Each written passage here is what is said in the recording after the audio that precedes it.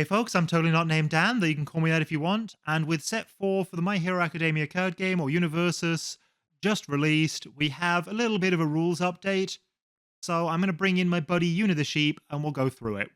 Hey, thanks for having me here for this, and it's always nice to keep up on the rules so nothing unfortunate happens during games. Yeah, I mean, it's not a big one today.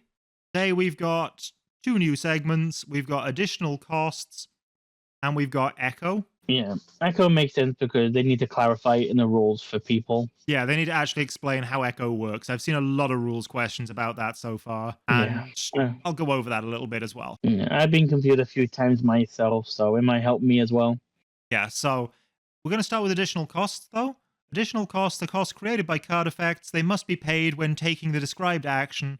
Additional costs to play a card are paid before you make the control check. So the main thing this happens on is one of Muscular's cards. You take the card from your hand to block, and if he's used his Enhance, before the card enters the card pool, before you make the check for the card, you flip one of your foundations as the additional cost. Then you check for the card, and if the check succeeds or you push it through and make it succeed, then the card enters the card pool as the block. The attack is blocked. Yeah, I've seen that attack before. You cannot attempt to make the control check if you don't first pay the cost, and if you fail the control check, the cost is still paid. Yeah. It's just the card never enters your pool, never blocks.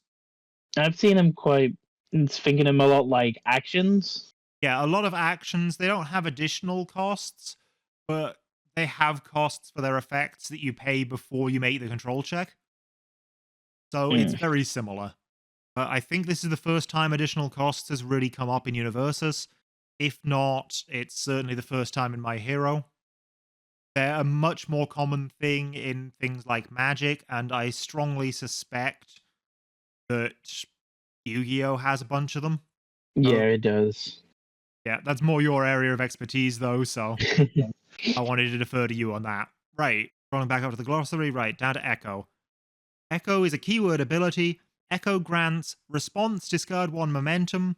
After this attack resolves, you may play it as your next form. If you do, after it resolves, flip it.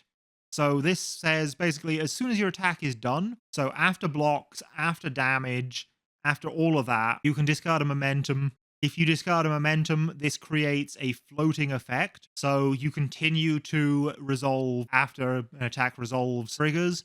Then you go to your next form. Your next form, you have the floating effect of you may play this card from your card pool. If you do, you move it to the rightmost spot in your card pool.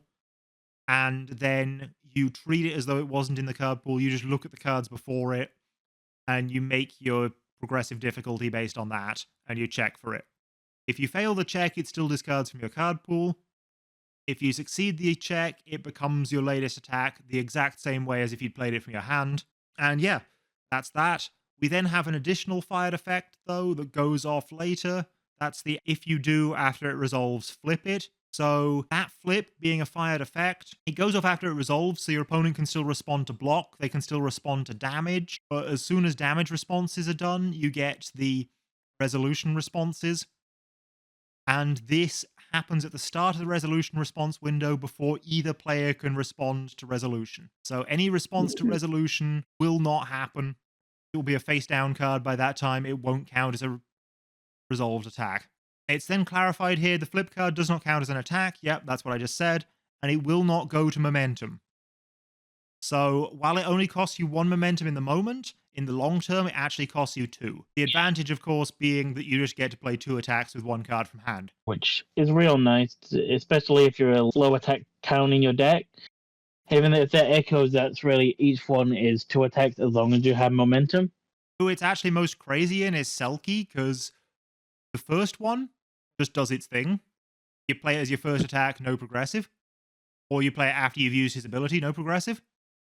Then the second play of it, still no progressive because, well, it's not a card before itself in the pool. Then it goes face down. Selkie doesn't count face downs. So your next attack, also no progressive. Yeah, that's going to be real nice in Selkie. Yeah, Selkie gets to do stupid things with Echo. But yeah, that's how Echo works. If you have any specific questions about it, feel free to drop them in the comments down below, and I will answer them to the best of my ability. I am a qualified judge, but only to a fairly low level, because to the best of my knowledge, we don't have the higher level qualifications in the UK yet. But I have been playing this game for a long time as well, so I I don't know think my there's ever stuff, I been a think. yeah, I don't think there's ever been a time when I've asked you a ruling question that you've not been able to tell me with fairly good accuracy on if that is the case or not. So that is all of that. Now I'm going to look at card errata, because there hasn't really been any change to the previous cards, but there have been a few cards errated for set 4. First off, we've got Forced Quirk Activation, which has a clarification to its second enhance, basically. It's Enhance Destroy, choose one enhance ability on a rival foundation. If your rival does not play that ability as their next enhance, they destroy that foundation, is what it was. It's now their next enhance, this enhance step. Basically, the way this was intended to work was similarly to like ones that say your opponent has to play it as their next enhance or pass, say the old card Wearlight. Because this doesn't force a pass, your opponent can just pass and then their next enhance becomes the next enhance that it refers to, and they can just keep doing that for the entire turn if they really want. So it gets very confusing. They could have reworded it so that it was the next enhance opportunity, but instead the way it's worded is basically they can skip as many times as they want this enhance step, but if the enhance step ends, or if they play something else, then they destroy that foundation. Yeah. Which, it's a reasonable compromise. It does help clarify it at least, which is the key part of this. Yeah. Then we have Binding Arm Bar, which had Deadlock Enhance, Commit and Freeze 2 foundations. The way that's worded, that was Commit and Freeze 2 of your own foundations. It's been changed to say rival foundations. Yeah, it's pretty obvious why they did it, because why would you want to commit and freeze your own foundations? Exactly. But your opponent has to be in deadlock for you to commit your own stuff with it, which was very funny. Yeah. Then we have Saving Bakugo, which isn't immediately obvious what the problem is. It's response flip after one of your foundations is flipped due to a rival effect, unflip it and draw one card. Now, there was an incredibly degenerate combo with this, which was if you had 2 in play and your opponent says flip a foundation, you flip one of them, then you flip the other one to unflip the first, you're still in the response window, so the first one can respond to itself being flipped by flipping itself and then unflipping itself. And so you can just take the first one and just flip it, unflip it, forever, drawing a card each time. Jesus, yeah. No wonder they had to change that. Yeah, there's a very simple fix, and that's that they put after one of your other foundations is flipped due to a rival effect. And of course, the cost of this is not a rival effect. So you can't unflip the one that you flipped, unflip this one. So it no longer goes infinite, everything works nicely. Yeah. It was crazy while it worked, but it only worked for the duration of the pre-release. Then we have United States of Smash, which is hilarious because the card just did not work as printed. Its first enhance was first enhance, commit all of your foundations. This attack gets +1 speed for each foundation committed, maximum 5, and +1 damage for every 2 attacks with the word smash in their name in your discard pile. Now, that sounds great, but the problem is it requires as cost you to commit all your foundations, and it's a 6 difficulty card. So it was almost impossible to pass the check for it without committing at least one of your foundations and making that cost unpayable.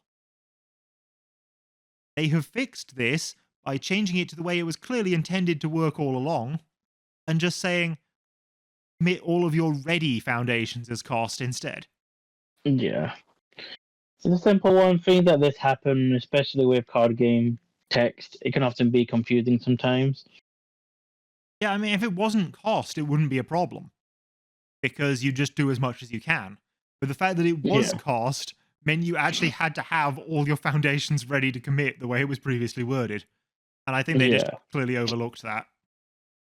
Yeah. Which is understandable. Unlike the next one, which is a really, really stupid thing. So this is Magna. And Magna is Enhance if this attack's damage is an even number, it gets +1 speed and +1 damage. And Enhance if this attack's damage is an odd number, it gets -1 speed and -1 damage. Nice and simple. No problems there, except for the fact that they left out the colon. So technically the entire thing was cost.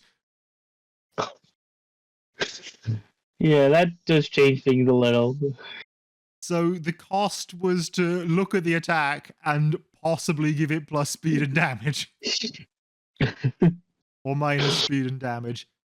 So yeah, they've just put the colon on it as Errata, and it's ridiculous they had to do that, but clearly they just messed up the formatting. Yeah, which is a simple mistake to make. Likewise, teamwork was enhanced if you have 5 or more symbols in your card pool, this attack gets plus 5 damage. I thought that worked as printed. Apparently it did not. They have changed it to say 5 or more different symbols. Yeah, I can see why that change is needed, because you could argue that just having the 5 different symbols, so that's just 2 cards in your card pool, would do that, because there is 5 symbols there, because there's 6. And there's some old cards where just one of them in your card pool would do that. But, you know, regardless, it works the way it's intended now, and that's kind of cool.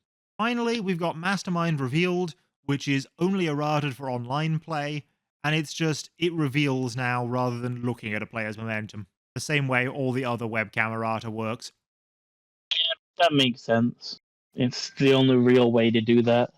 But I am noticing something interesting on plugin, which is that as part of the webcam errata, you're actually allowed to still look at the top card of your deck. You don't have to reveal your own card. You only have to reveal if you choose to look at your rivals. I don't think that's the way the webcam errata worked before. If it is, I'm sorry. But just, that's a neat little touch. And we have a clarification that the original Deku, given away at conventions, or even just the original version of Deku, from the demo decks, I guess, counts as the same card as the current Deku, the Izuku Midoriya 1. Likewise, the Mega Man Sense of Justice counts as the new Sense of Justice from My Hero. But weirdly, Showdown and Showdown do not count as the same card.